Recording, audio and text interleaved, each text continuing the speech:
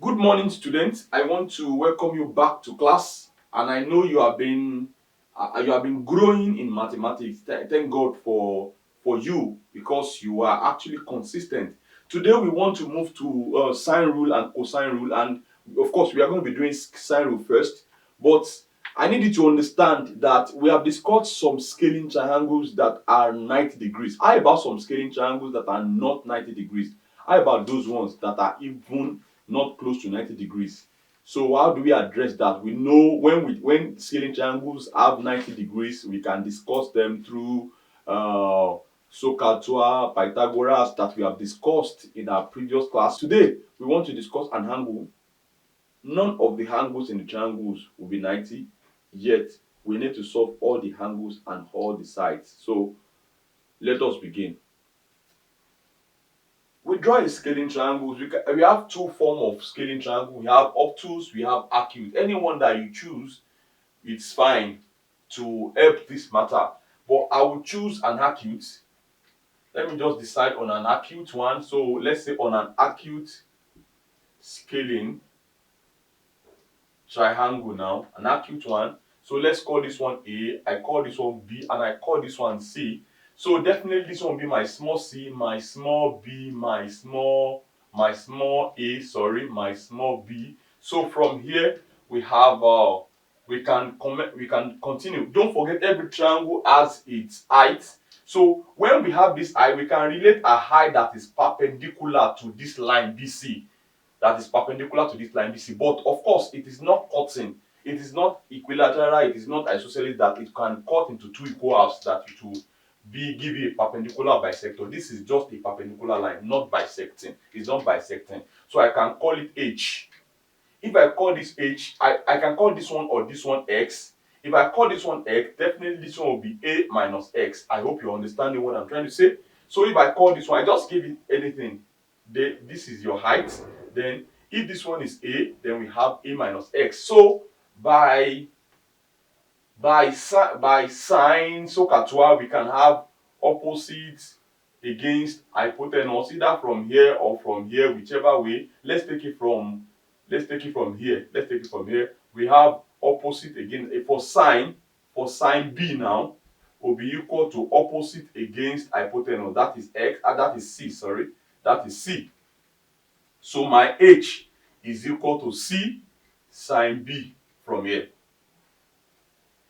If I pick it up from here, from this side, I will have sine C, sine also, opposite against hypotenuse, that is h over b, right?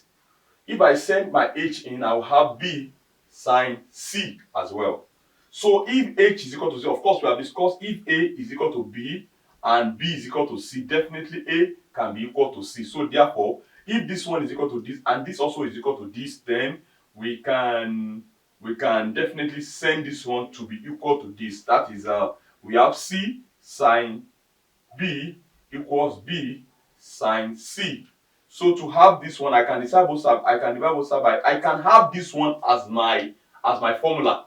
I can have this as my formula, and I can send it to have. Then we can divide both side by sine b, sine b. So this one will cancel this. I will have c is equal to b sine c over sine b, and I can divide both side by sine c, sine c. This one will cancel this as well. So I will have b over sine b is equal to c over sine c. So definitely if I can have this one, therefore I can conclude my sine rule, please. My sine rule to be small a over sine a, which is equal to, which it will be equal to b over sine b.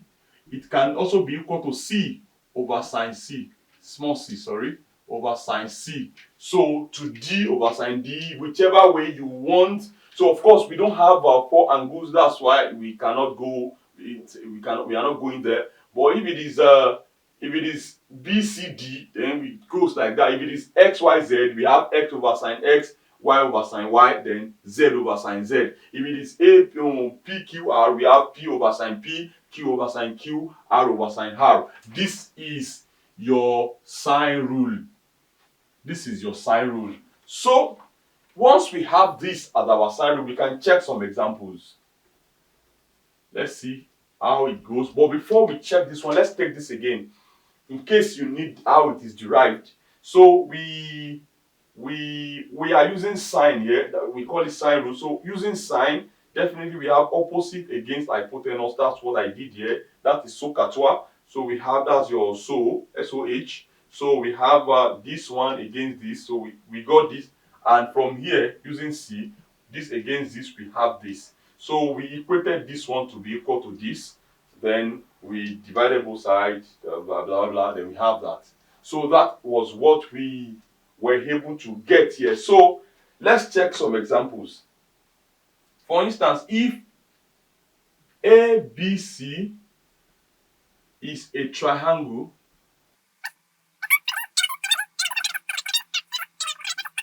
let's check this question out. Of course, we are going to draw first.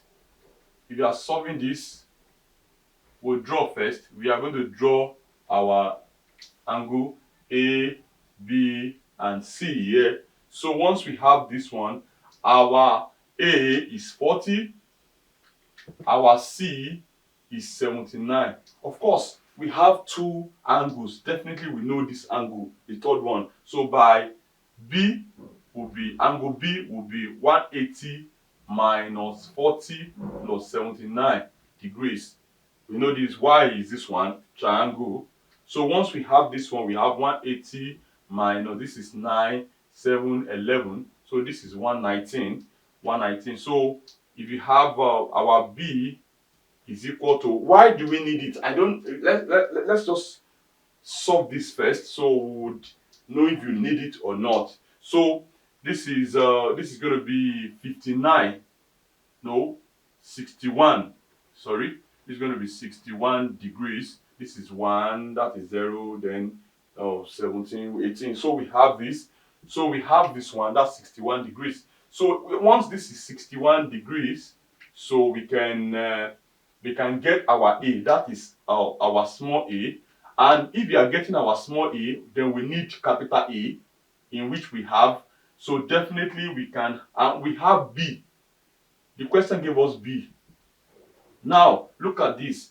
Definitely we will need our this, that we our B, because the formula is this and this, this and this. So if you are solving for A, we must have this, and we must have this and this, or this and this. So that is how the rule works. So from here we can go A and B. Once we have B, then we can go A. So A sine A is equal to B sine B. So we have our A that we are looking for. Then sine A is sine 40 is equal to B, that is 5.8 over sine 61. So once we have this, we cross multiply. Once we cross multiply, we have A sine 61 is equal to 5.8 sine 40. So to finish that, we can have our A finally to be 5.8 sine 40 over sine 61. And our final answer here will be 4.26 centimeter. So we have gotten our answer there. So to get our C, I guess I can clean these parts. Let me clean these parts. To get our C now, we need this C. Definitely we must have this one. Then we use any of these two to balance it up, or to help it out. We have this B, we have D complete. That was what we used there, and we have A complete. Now don't forget our A is 4.26. If you are sure your calculation is correct, so you can use your A and this, but we have this already. So why not just go for B and C? We can go for B and C. That means B over sine B is equal to C over sine C. So from here we can have our B to be 5.8 over sine, our B, that is sine 61, is equal to C, what we are looking for, over sine 79. So by cross multiplication, we have C sine 61 is equal to 5.8 sine 79. So we have C is equal to 5.8 sine 79 over sine 60 if you cross multiply. So our C is actually 6.5 centimeters.